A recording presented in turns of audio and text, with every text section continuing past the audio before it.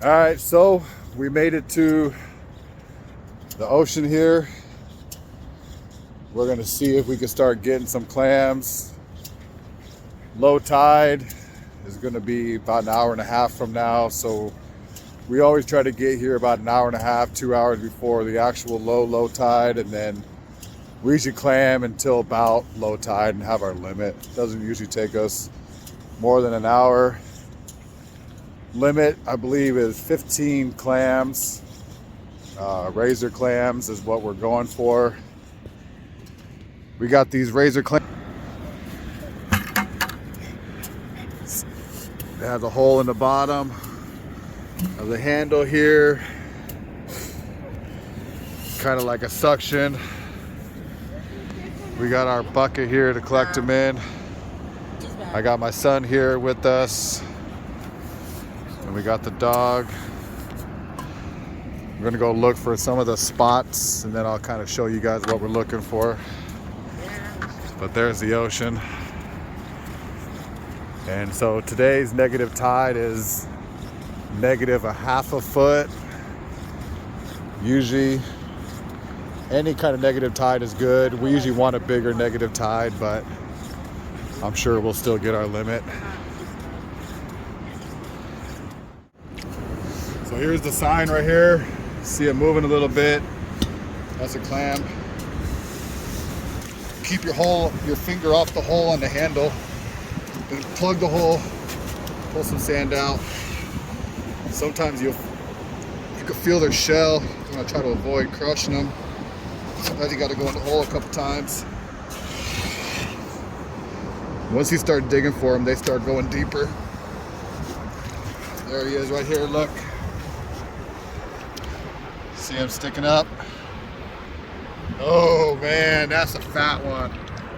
Woo-wee.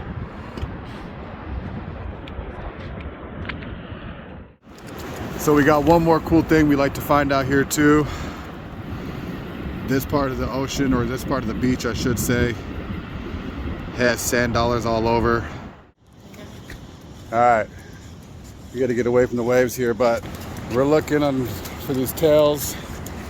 This is what we're looking for right here.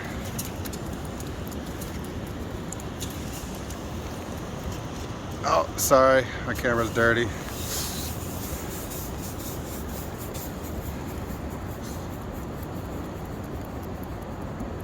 Got the tide coming in here. Usually you're fighting the tide on these guys.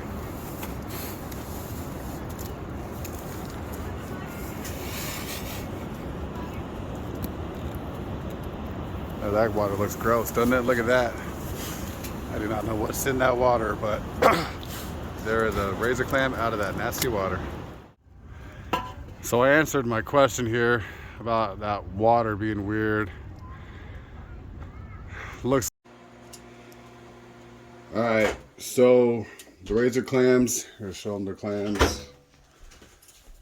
We kept them overnight. We put salt in cold water. They're kind of hibernating right now. You can see them moving a little bit. They start to hibernate.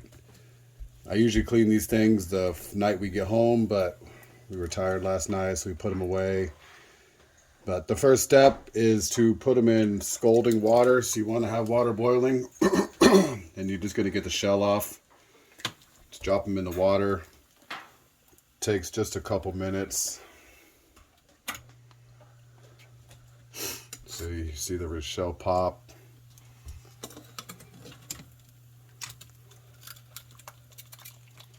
There's the shell. Get rid of the shell. Take the clam. We're going to collect them. We're going to get the shells off first, and then we will clean the clams. I'll show you how to cut them open, clean them.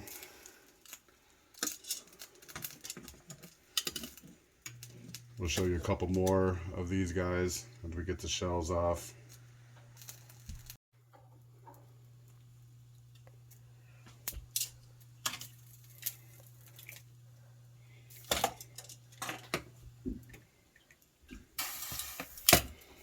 Let's show them one more, and then we'll finish these up.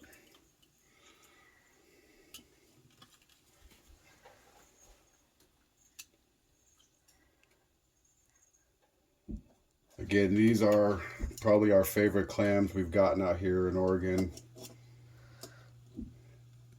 We get cockle clams sometimes. Those are easier to get, but to me they're a little bit chewier. They're like the clams you would get in most chowders. All right, we're gonna finish these up and then we'll show you how to clean them. Okay guys, so I usually do this at the table, but I'm gonna go ahead and do part of this at the sink here. So this is the clam, it comes out. This part is the foot. I call this the foot. This is kind of the meaty part. I really like in my chowder. This outer part is kind of like a wing. I like to fry up the outer part. This guy is like their tube that they spit out of. So what I'll do is I'll cut the tip off. I cut the tip. I like to save these. These work good for surf perch. If you like to fish the ocean, it's a good bait. In the bottom, once I cut the tip off, you'll see there's a couple holes. I go in that top hole and I just cut up. Basically just breaking open that little zipper, my son likes to call it. It's like a zipper. So now this is the whole clam here. And then I'll show you how I clean the middle up. But I cut around here, get the foot out.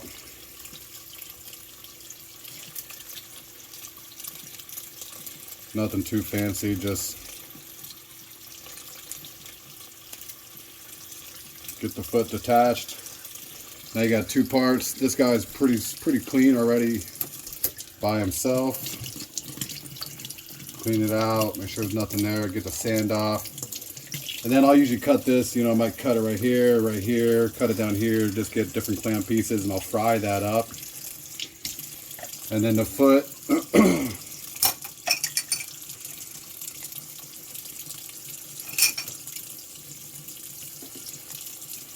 I'm gonna cut off this nasty thing right here. And this guy's pretty important to get out. It's really hard. It's like, I forget what they call it, but get that out of the clam.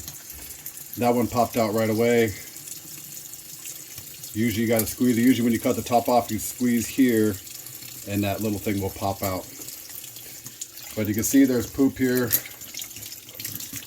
I clean this out. And I'll actually come back in and open this up a little bit to make sure I can get all the stuff out of the inside out of here. That's basically the foot. Like I say, this is the best part right here for a chowder. Pretty good piece of meat. We'll do one more, show you one more here.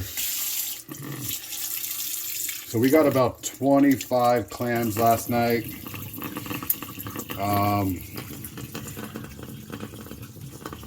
We were allowed 45, but I don't really like cleaning 45 clams. Plus, I don't like to take more than I really need. I'm going to cut up the zipper here. Again, we got it separated, really pretty. I'm going to cut out the foot part. Basically, I'm just cutting around. Again, nothing fancy, just cut around.